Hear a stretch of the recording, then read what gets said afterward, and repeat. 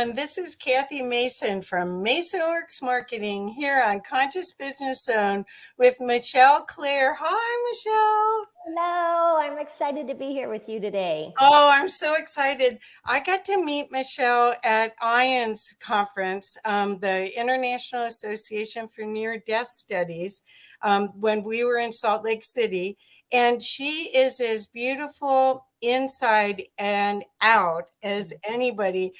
You can really tell that she is in service to the light and that she is connected to the field of love. That's what I love about going to that conference is there's so many people that have had near-death experiences or have had spiritually transformative experiences. And when you're around them, it's like, oh, home. I remember home. So, Michelle, will you talk a little bit about your journey so that people can get a feel for not just, we can go to the near death experiences later if you want, but I mean, originally you are a spiritual advisor, you're a medium, you're an intuitive. So you must have had superpowers long before. Right? Well, I would say I had a glimpse of my superpowers, and then with each near-death experience, they were enhanced. Yeah. So I was 12 years old when my grandfather passed away, and that was the first person I was close with that transitioned. And at that point in time, I noticed he and I were still communicating. We were talking, and I would tell my mom, and my mom would say, well, that's what you think Grandpa would say if he was still here. So I kind of learned that this communication with Grandpa was just between us. Not everyone else was having these conversations. And then after that, what happened was my grandma passed away about 8 years later. Same situation. I noticed we're talking. I share it with my mom. My mom says, that's what you think Grandma would say if she was still here. And so it just kind of leads me to realize, oh, not everyone's doing this. But at that point in time, I was really only connecting with my loved ones in spirit. So then I had my first NDE in the year 2000, and I was actually at a hospital that day with my sister-in-law who had just had her baby. And I had this massive seizure.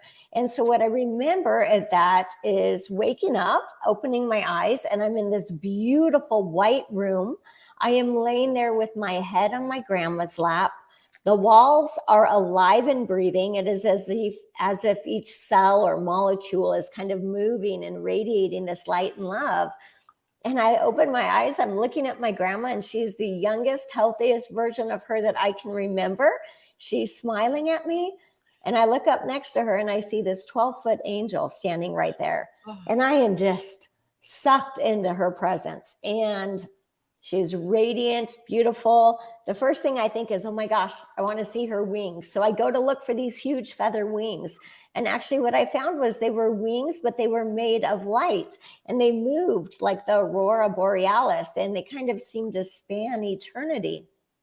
So as I was laying there, I was thinking in my head, what is your name? And she answered me. She said her name was Madeline, and she was one of my guardian angels. And I was actually really surprised because at this point in my life, I did not know the term mediumship. I did not know about telepathic communication. I mean, I knew I was having an experience, but I didn't actually even know I was having a near-death experience because those were just not words in my vocabulary. Yeah. And so I remember laying in this timeless place with all of this peace and love and bliss. And oh my gosh, I was just enjoying it. I was in no hurry to go anywhere. And the next thing I know, I hear them yelling, code, code, code. And I'm back in my body. And it was so heavy and so dense. My arm felt like it weighed 500 pounds. And so for me, I just had what I would say is also an awakening to the angel realm being real, to the fact that this love and life in this heavenly realm that we've all talked about is actually real. It's actually present, and you can get there from here. Oh, I love it. I love it.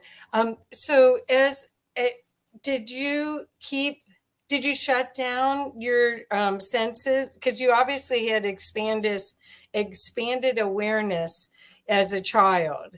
Did you shut that down when no one else, or you just kept secretively doing it?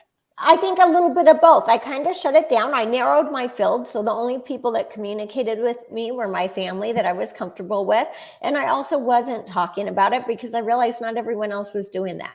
Yeah, yeah, it's so interesting. As a child, we assume everybody else is seeing the world the same way we are, but then you wake up, it's almost like when you find out Santa Claus isn't real.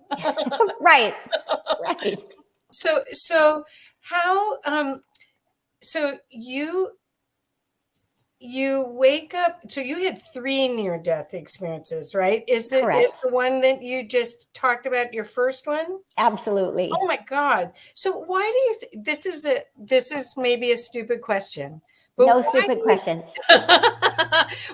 okay, Sean Lether said something to me once about it, the guy that runs Hawaii Ions. Uh-huh. And he said, because he's had 2 or 3, and he says, like, didn't I learn enough in the first one? Why? So why do you think that you have to have multiple near-death experiences? For myself personally, I believe each one was this wake up call like, okay, Michelle, open up, tap in.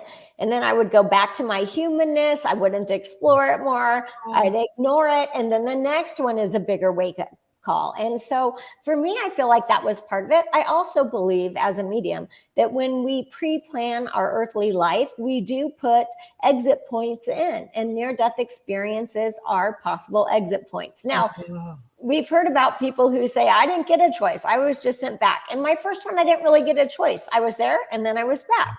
So, but there was always the possibility that on a soul level, if my soul had done what it needed to do, I could have exited at that point in time. Oh, love it. Okay. So I do agree that in my knowing, and I don't know how I know anything, but in my knowing, I know that we've got exit points and that everything's in a divine order. And that a lot of times I just have to surrender to that trust and then go on my happy way.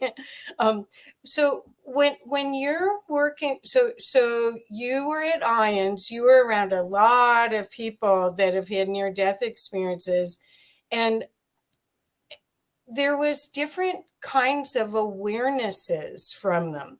And in some cases, no, I didn't meet anyone at Ions that I didn't think was real.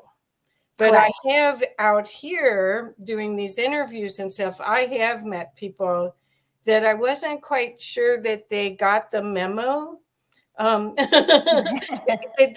their connection worked, and almost like it was, they got, okay, how do I explain this? I think it's very hard to talk about the spiritual connection. And so the reason I'm excited about being around near-death experiencers is especially Peter Panagore and some of these people, they're so articulate and give you a way to express what is not verbal. It's all feeling. Correct. So what happens, like when you're doing readings and you're with these people and you go, but do you have an angel tap them, or I mean, what? I don't know. Is that a weird question to ask? But No, I mean, I think you're basically asking how do my readings work? Is that correct? well, I'm asking how your readings work, but also if your truth meter. Your Oh, truth yes. meter about it all. So it's both. Yeah, I do want to know how your readings work. I definitely do. Mm-hmm. And I want to know how you sense the divine connection. So you connect yourself and then you work with people. And Mm-hmm. then you can sort of see if there's something else going on that they're not being truthful about. Absolutely. Listen, most people don't come to me in a situation where I need to ask, how truthful are they being? Because when I'm working with someone, I'm actually in an energetic way more connected with spirit than the human sitting in front of me, Mm. because they're coming to me for their messages from their life guides, their angels, their loved ones, psychic information, whatever it is. So 90% of my connection in a reading is with spirit. 10% of it is with the human here. So what I'm doing is I'm going up, getting the information, coming down, relaying it. So it's kind of like this triangle that I create. It's the sitter, myself, and spirit. And we create an energy flow like a triangle. So now there are times where people will tell me things and I'm like, that doesn't feel right. That doesn't feel accurate. My go-to is I say to spirit, how much light or how much truth is in this? And they'll give me an answer. I'll say a number, all of a sudden, 87%. Okay, awesome. So I know that this is 87% true for this person, right? And listen, because of our human perspective, sometimes we tell stories that are 80% true, not because we don't 100% believe them, but because of our perspective and our upbringing and the way that we saw the situation. So I would say most people that I'm in contact with, I don't come in contact actually with people that I don't like or I don't trust very often, because it's an energetic vibration, right? So if you're vibrating in the energy you want to be in, you're attracting that same type of energy. And so I think, people who are not telling the truth, or people who are selling false information about whatever, their own story, other people's story, on and on, they're going to find themselves more in that vibrational frequency. I see. Yeah, that's perfect. That's perfect.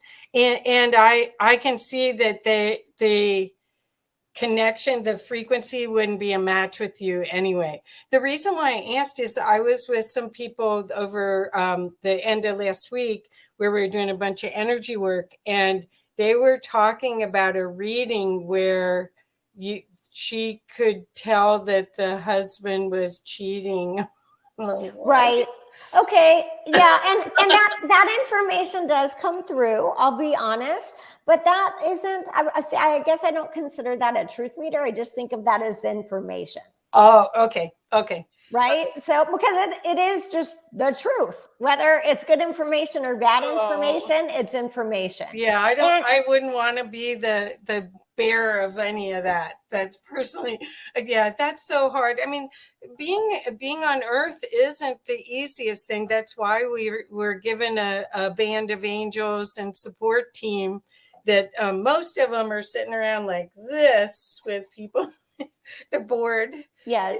They aren't being called on. Okay. So you do these readings that help people see their highest potential. Is that what you're saying? That's part of what you're doing? Because it sounds very similar to when I go out and do things. Could you talk a little bit more about that? Because I think the need for that is great right now.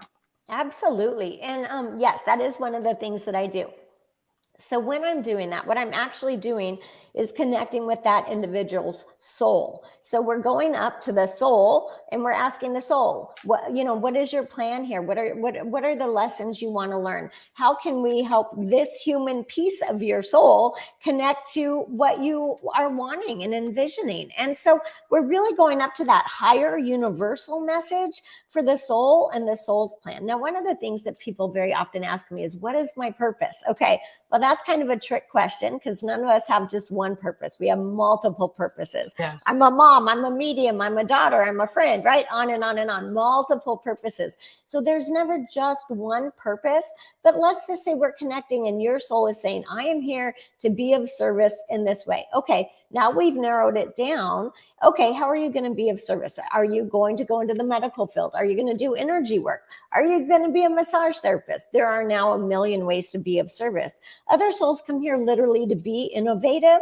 They're still of service. So let's talk about Elon Musk for a moment. By him being innovative and following his soul's passion, he's actually being of service because he's uplifting technology to another level for humanity. Perfect. So and I think that these changing times are forcing people, whether they know it or not, to be more empathic. The internet's almost like training wheels to get us so we can be telepathic with each other, in my opinion, and we're getting more this whole sense of global consciousness. And so the readings like this are so helpful to either reaffirm your connection or help you gain your connection, right? Absolutely. And this is the thing. Everyone is connected. What do you need to be connected to source? A soul. Okay. Every living creature has that. Right? Every human has that. So now we want to refine it, tune into it. Ideally, you are making your own connection with source, your spirit team, your angels. But until you get to that point, there are going to be a million ways to help refine your tools and guide you to do that. So suffering is optional, but we haven't quite figured out how to do that. Could you talk a little bit about how we could reduce suffering by with the connections that you've learned? Absolutely. And that is such a great question. So it all comes down to our free will. Now, that's so tricky because every human's like, what does that look like? Do I really have free will? Right? Okay, we might not have had free will about being in the car accident, but where the free will comes in is in our perspective to see it and to change it differently. Instead of saying, this happened to me, we can say, look, this was an accident and I'm going to make the best of this and I'm going to learn from this and I'm going to become, the person that I want to be. So a lot of times our free will is truly in our perspective and the way that we choose to see things.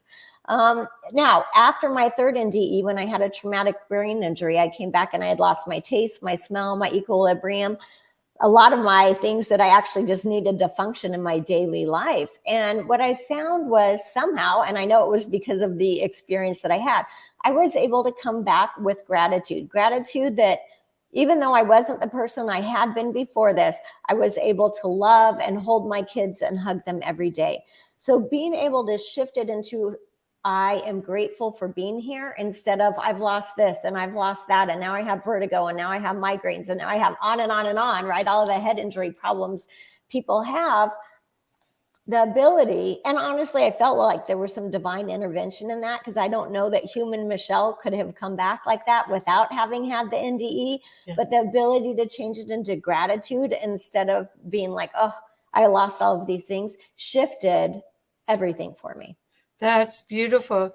Yeah, I was on my meeting before this today. We were talking about how it's all a perspective, choosing to stay in the darkness that's all around us if we choose it, or choosing to stay in the possibilities. And that's why I was excited about having you on today, because I really feel that the people that watch Conscious Business Zone, they're servant leaders. They're doing everything they can for everyone around them, and they could use some help doing things for themselves. And so you're a great resource for that. No. Okay, so you have a lot of people that have NDEs come back so different. And especially the people that have been in the military, they can't kill anybody anymore. A lot of very successful people don't care about money anymore. Did this really affect your family life? I mean, I'm sure they were so grateful to have you. They were so glad. But did you feel like you had to relearn everybody around you and reintegrate? Absolutely. Wow. That is the very challenging part of NDEs. Wow. And, I came back and I was actually in my third NDE when I met my life guides. They had actually, this was the one where they're like, okay, Michelle, you got to go back. You got to do mediumship. This one I had a choice in. And so for me to come back, I had to go back and do my mediumship and follow through with the other parts of my soul plan. And at that point in time, they told me there's a very good chance your marriage won't survive this. Like very good, like 90%. And so I still made the choice. I wanted to come back. I wanted to be a mom. I wanted to follow through with these other purposes. But they were right. I mean, my marriage ended in divorce after a 25-year marriage. I outgrew friends because there were a lot of friends. I was in a Christian community and there were a lot of people who were not okay with what I was doing. And they thought like, oh my gosh, this must be evil. Well, I knew that it was of the light because I know the messages. I know how it feels. I see the life change that people receive from it. And so, yes, there was a huge, very painful, period of time where I actually had to choose to honor myself and be me and follow my purpose. And the painful side of that was I was going to lose people that I loved and I wished could follow me on the journey. Yes, I think lots of people are having different versions of that right now with what's happened with the contrast with these past going on 3 years now, where people sort of dig in their heels about what they think is right. So you have this high polarity, and you just have to choose: does this feel good? Is this in the heart? And how does this serve, really? Because we're all in service to humanity and to Earth as this ascension's happening. So, Absolutely. do you get future vision then for yourself? I mean, they gave you the memo. Go Mm-hmm. back and be a medium and a spiritual coach and everything. I mean, you really have an amazing skill set to help people. Did they give you an idea of what's happening? Insights into what this future Earth is going to be like? Could you share that? Yeah, I mean, we really are looking at becoming the human collective. So we're looking at the division is going to actually start to taper down. I don't actually think this is going to happen in my lifetime. Like, let's look at the humans. It's a long road for us. We like to do things the slow way, but we have started it, and it actually started before COVID. But COVID was a really big factor for people because now what?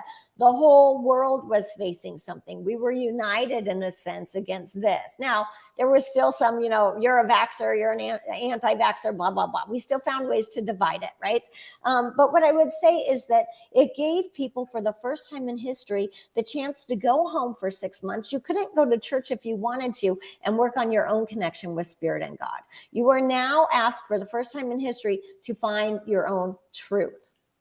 Yes. And it was huge. And it was a huge opening for people. And so with this, look, this was an opening. Things are going to be coming our way that will help and shift us. But we're really working toward being one world, not being, Americans, Russian, Chinese, on and on and on and on. Right, right, right. Well, the opportunity to know thyself, to love yourself, because how can you really give love to others if you don't love yourself? And to look for the best case scenario. I mean, that's the other part. It's like I just want to cover my ears some of the times. It's like, oh my God, because I don't watch television. I don't Right. know, but I don't know. I don't either. And I know some people would think that was kind of naive and foolish, but I have an app on my phone for news, so I can scroll it, so I can control what I see instead of sitting there and buying all in. I also feel like a lot of the information we are being shown and fed is not accurate. And so I would encourage people to use their own discernment. And the easiest way is to start asking Spirit. If it's a news story, if it's a story a friend told you, how much light is in this? Exactly. Well, when you get into your feelings, you can feel it, whether or not it's true or not, or if this is furthering the light or furthering the other agenda. Because, I mean, there is these teeter-totter with fear and love. It's definitely apparent, and you get to choose. And that's part of why I wanted to talk with you, is about the idea of the self-empowerment through knowing more information about yourself and reconnecting with your guides. Could you share any of the, without telling people's names, of course, but could you share any stories about how people reconnected and were supercharged by being with their guides? Yeah, absolutely. I mean, so one lady that I was reading for, she is an RN. She lives in the Midwest. She has 8 kids. Her mom was getting sick and in hospice. And she was really, obviously, emotionally, mentally, physically drained. There was nothing left to give. And as I was reading for her, all of a sudden I felt Mother Teresa come in. And I said, I have Mother Teresa here. And she says, oh, she said, I worked with her in Calcutta. So she had actually worked with her. So sometimes our life guides come in and they were actually humans we knew, or they're on our team now. But so Mother Teresa comes in and says to her, she says to her, I want you to know I never lost myself in service to others, because had I lost myself in service to others, I would not have been able to serve. And so she was telling this woman, it was very profound for her and for me, getting to be able to share and think about that message. We have to serve our soul and our own individual purpose first. And by doing that is actually how we serve others. So by me serving my soul and being the medium that I came here to be, that's actually the most natural way for me to serve and help others. And by this beautiful lady who is an RN, by her serving herself first, then she has the energy and the emotional, mental, physical reserve to serve others. That's perfect. That's perfect. And you can see that we're being coaxed. Yes. We are every step of the way. We're being coaxed to, hey, they're sitting around waiting for us to call on them. And they were on assignment, but we forgot. We just forgot. We did. And I think it's really important to talk about that, because everyone has a spirit team. Everyone has at least one guardian angel. Everyone has at least one life guide. Everyone has their loved ones in spirit around them. So none of us are here living this life alone. And our spirit team remembers the blueprint that we created for our life when we came in. So even though our humanness might not feel in touch with it, our spirit team knows, and they are constantly giving us opportunities to get back on track, go ahead, accomplish that mission, finish strong. Yeah, right. And it feels like sometimes you'll get like this nudge to go somewhere, like you have to go to this restaurant. You have to go to this restaurant. You have to go to this restaurant. It's like, I don't want to go. You have to go. And every time you do follow those, I'm calling them memos. Yes. Memos from beyond, little paper slip. Here's your slip. Go do it. Every time I do, just wonderful gifts happen. I run into somebody, just something delightful happens. But do most people get those and they just don't act, or they are so focused in this reality that they aren't letting it in? Is that what happens? Yes. So most of us get these multiple times a day. Well, actually, everyone does. Now, whether you choose to see it or pay attention to it is a different story. But our soul naturally has made many, many connections with source, with guidance, with our higher self throughout the day. So for some people, they are in the shower and they get their aha moment, or they're driving the car, or they hear a song on the radio. I mean, many, many times a day this comes through. What I find is people want the big, like loud, booming message. They want the billboard. Well, spirit usually speaks to us in a whisper. And so if we're really busy and we're not focused and we don't tune into that at all, a lot of times we are missing the messages. Right. And so that's why it's great to have somebody like you being able to tell you. Also, the construct of not being fearful for death is a big part of all of mediumship, where you get to talk and experience people from beyond. Could you talk about any of the readings that you've had where people, I don't know. I had an angelic gentleman on a couple weeks ago, and he put sage on with jasmine through the computer, and I got that, and then later I got roses from him, and I know I got it. I know that somehow it did this. So you must have wonderful stories of people being inspired and recognizing people from the other side. Could you share something, please? Yes, absolutely. Well, first of all, the reason that that worked and you were able to smell is because our scent is a quantum smell, is a quantum sense. So you're able to do this with your loved ones in spirit too. So let's say you're missing mom. You can kind of sit down, relax and say, "Mom, send me the smell of where you are today. Do you smell the ocean? Do you smell the mountains? Do you smell fresh bread baking?" So quantum sense are what we use as mediumship.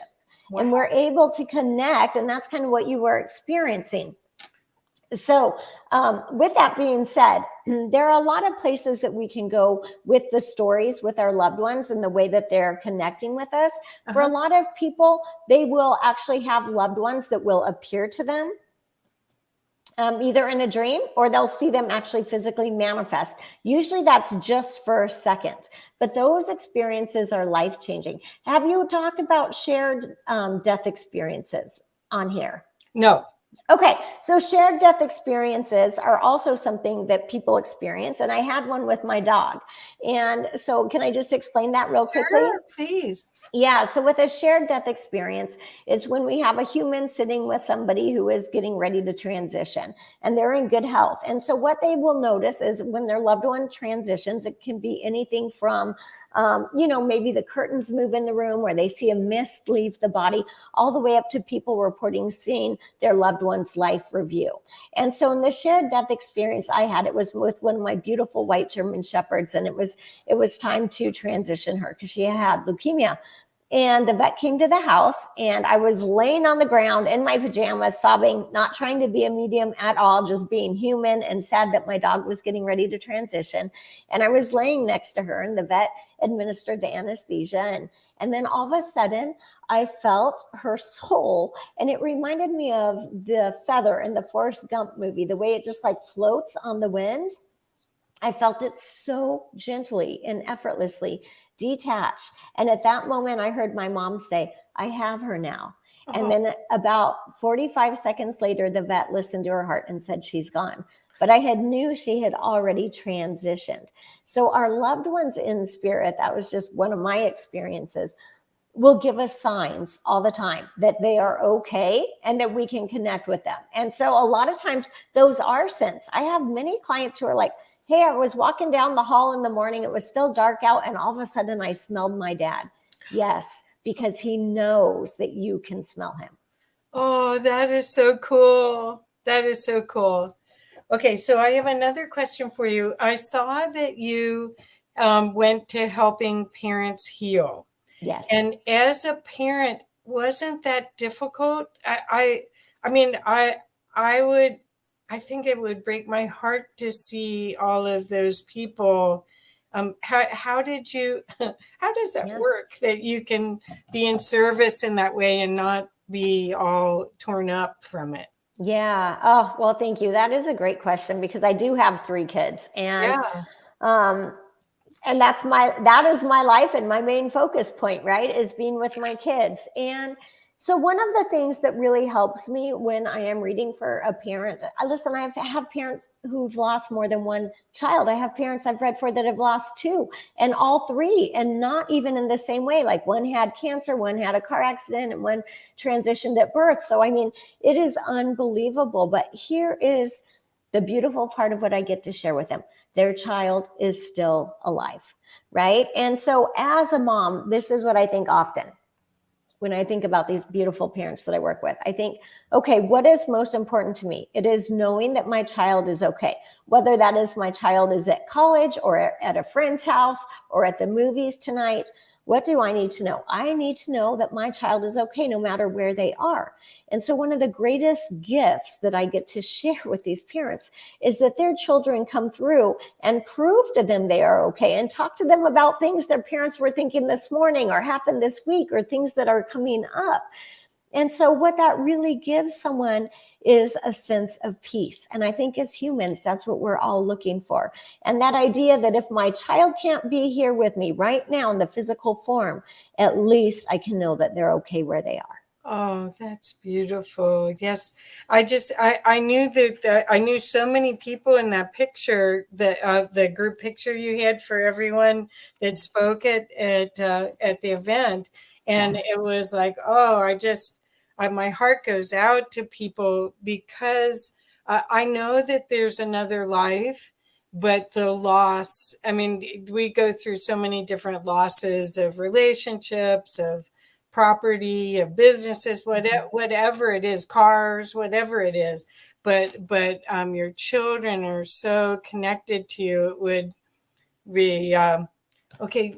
So Noelle said she smelled her dad's cigarette smoke when I visited the homestead, and he used to sit outside.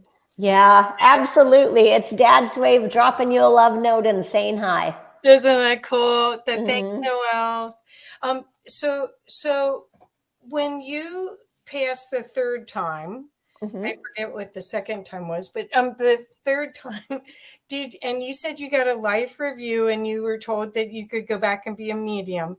Did Hmm. you get a bigger, like the kaleidoscope of things that people talk about where they feel the actions that you had and the reactions that it affected other people, or did you get this future view with a happy ending, hopefully? Yeah, yeah. No, my I love that. Mine was I'm going to take the happy ending. I'm going to own that. Yes. I would say this.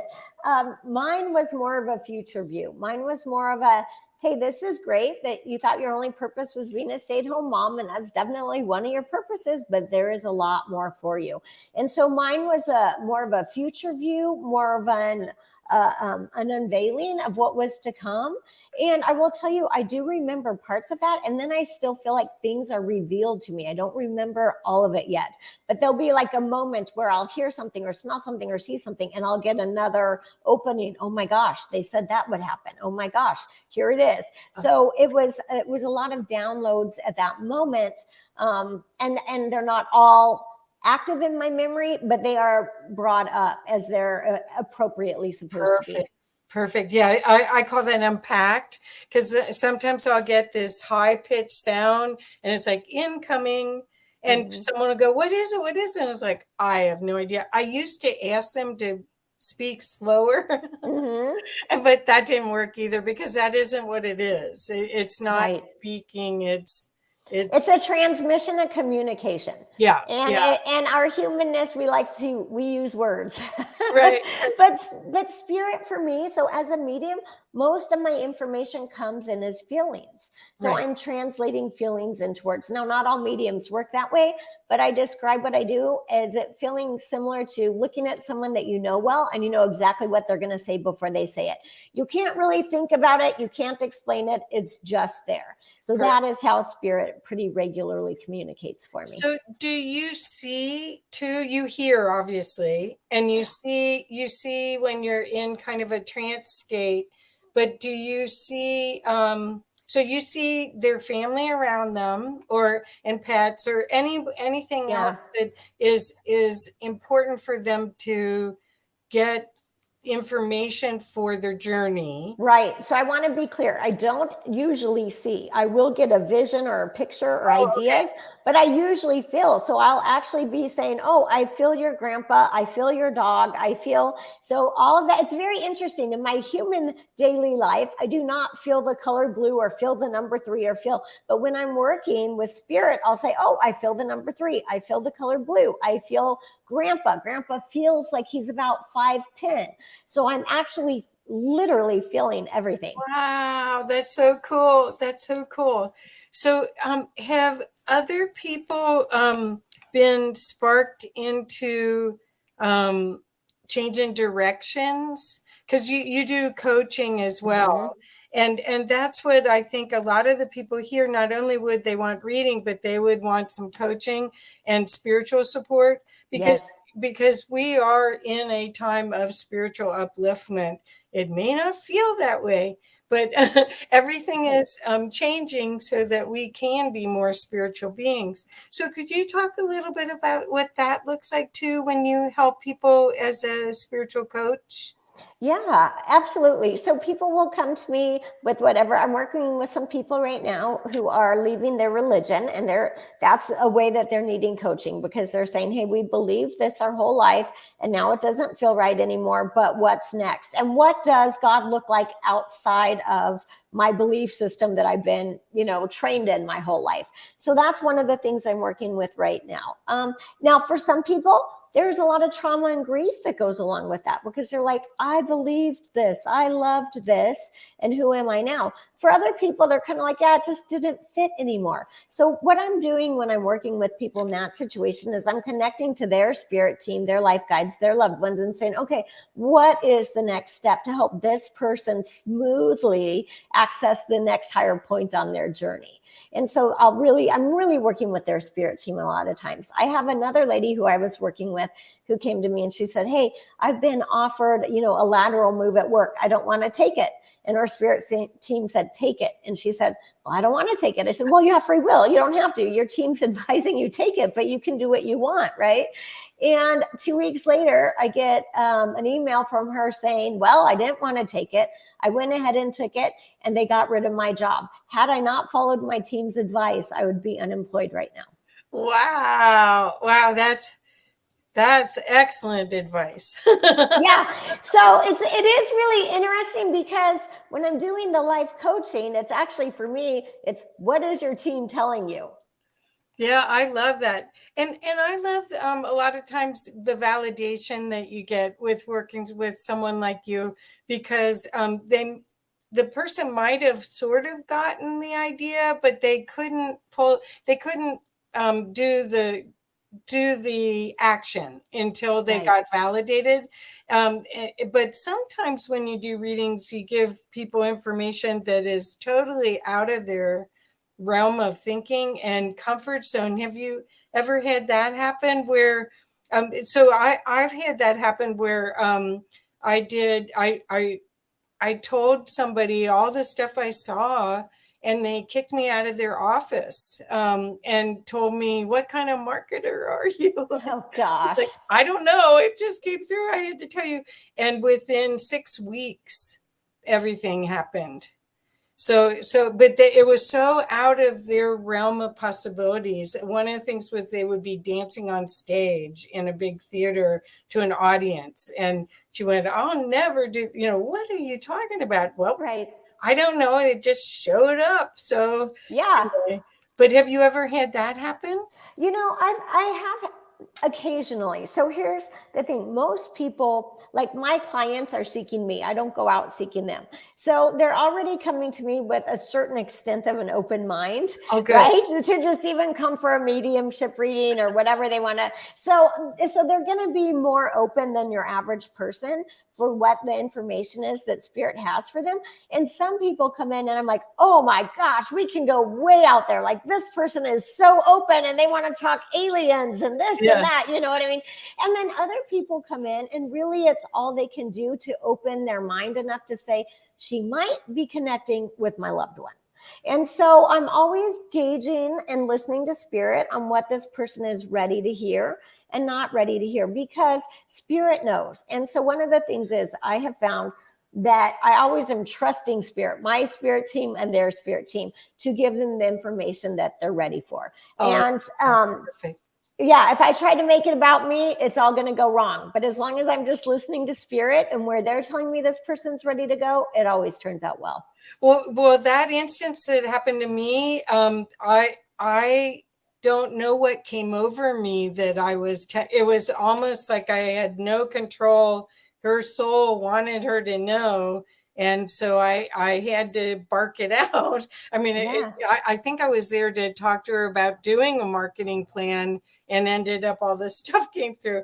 And it was a good lesson for me to learn how to control my gift as well. Yeah. Because just because you see it and you know it doesn't mean you should say it. Well, and that's a great thing that you just brought up, because people, this is the number one question people ask me. When you go to the grocery store, are you getting messages for everyone? Are you sharing these messages? No, I'm not. A good medium, and one that does this regularly, knows how to turn that volume up and down on that button, right? And so for me, it's not productive to walk around in my mediumship zone 24 hours a day because I have kids and dogs and a life to live, and I got to get groceries and all of those things. So I'm not walking around reading people unless I'm in a reading with that person. And because of that, if I were to say go to the grocery store and someone's loved one in spirit somehow managed to break through and give me a message for them, I would actually have to kind of read that person's energy to see if it was going to be productive for them. Because what I've found is all of this is about love and comfort. Right. And so some people are not ready for that at all. And if they're not, and you give them a message like that, it can actually knock them off track in a negative way instead of help move them forward. Other people, that might be exactly what they need to take them from where they point A to point B to the next stop. Right, right. That makes total sense. That makes total sense also that you wait to be asked. There's a honoring of that person's sovereignty. So, but that's beautiful that you say everyone comes to you, and it is it's a great asset that you're offering to people to get a glimpse into a better connection to who they really are, to all of the unseen resources that they have. So I know that even if you would be in the grocery store, you're so full of love and your light that you would make them feel comfortable, even if you would go, honey, there's a little boy right by you. Right.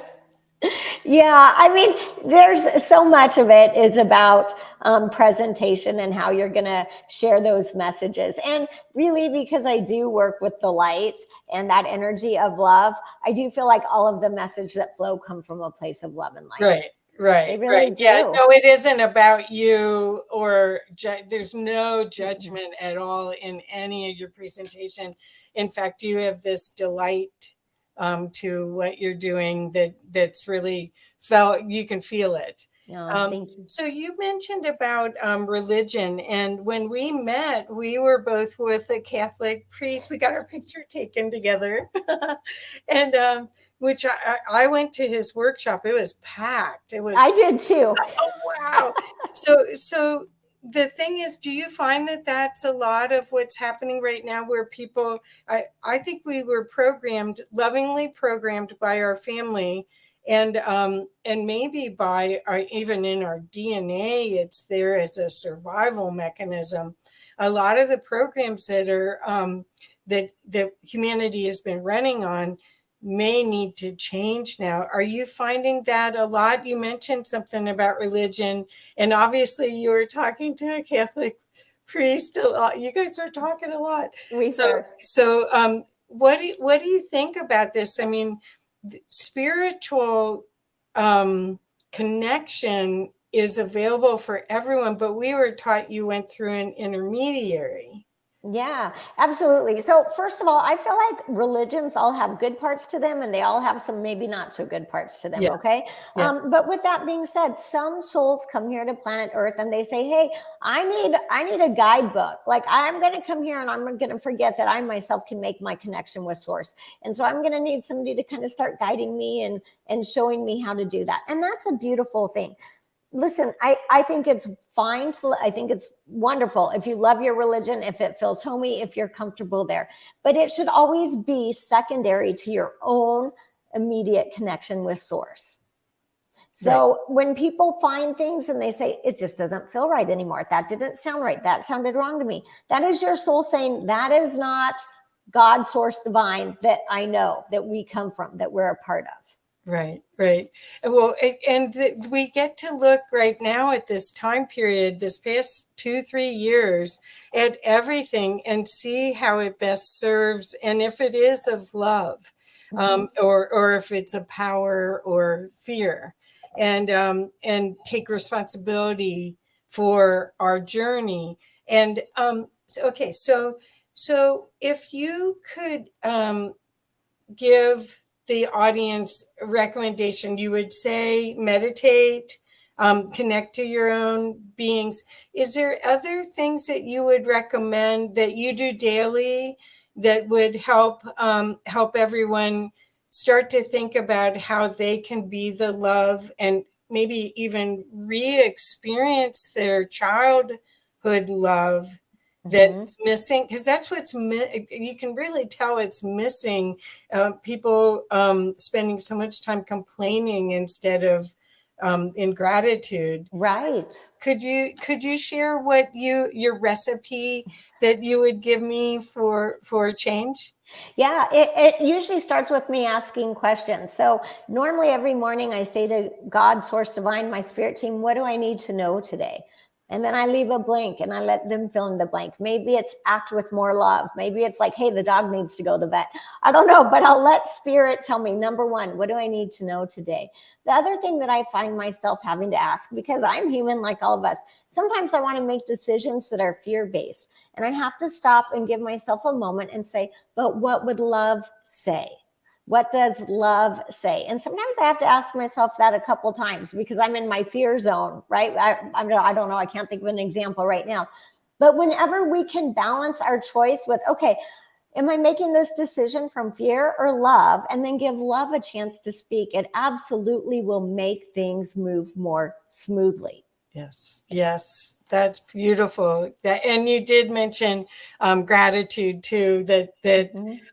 I mean, I am so grateful that I got to meet you at IONS Me and too. to I'm be grateful. around those people. I mean, that whole reassurance that you're not alone, you're not crazy, that there's words to explain what you feel. Because I mean, I'm in communications and I'm still always looking for the words because I feel it so strongly, but translating it into English kind of. It does. Yeah, it really does kind of make it smaller than it is. And so part of that is also really for people, another great tool is to connect with the light that they are, right? Because my goal is just to be the brightest light that I am and that I can be for others. So as I'm doing that for myself, I effortlessly am able to do that for And others. you are doing Oh, that. thank you. You seriously, it's amazing. You are walking your talk a lot. Oh, thank you. You know, one of the greatest tools too that we can do to help each other, and this is what I find myself doing in my readings, is I always hold the space for someone to be the next best version of themselves, whether that's in 3 days, 3 weeks, or 3 years. And so I don't walk around saying anyone is broken. Everyone is on the perfect soul path for them. But and we can do this whether you're a psychic medium or not, like, you know, your child's potential, right? Or Right. your loved one's potential. So you're just beautifully holding this light and love in this space that they will effortlessly reach it. And so we can do that for everyone, even strangers. I think that's a good one. And also that you can speak soul to soul. So you speak to the highest aspect and then let it go, because that's the other question I was going to ask about trust. Mm-hmm. Because I think that is the missing ingredient in the recipe of happiness right now. We've because of the distortion from love that's in almost all of our the education system, the political system, the healthcare system. I mean, so much of it is really out of order, out of divine order, in my opinion. Mm-hmm. And how do we learn to trust and get a connection that we can trust when everything around us looks like it's not right? Right. That's a great question. And I actually asked Spirit this a couple years ago.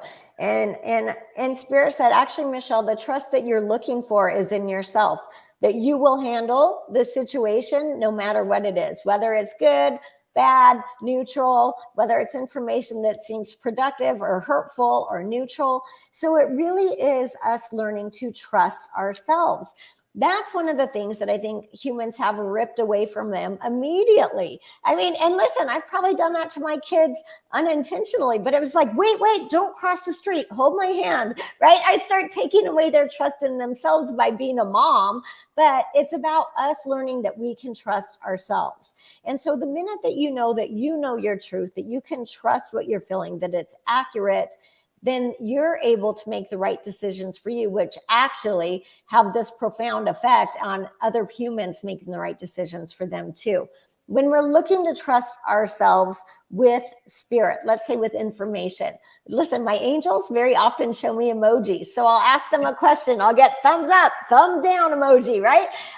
So let's not make it more complicated than it has to be. A visual like that, ask your angels, hey, is this the job A or job B? See which one they give you the emoji thumb up on. If you want to ask, is there truth in this for me? Okay, ask that. How much light is in this for me? Oh, 37%.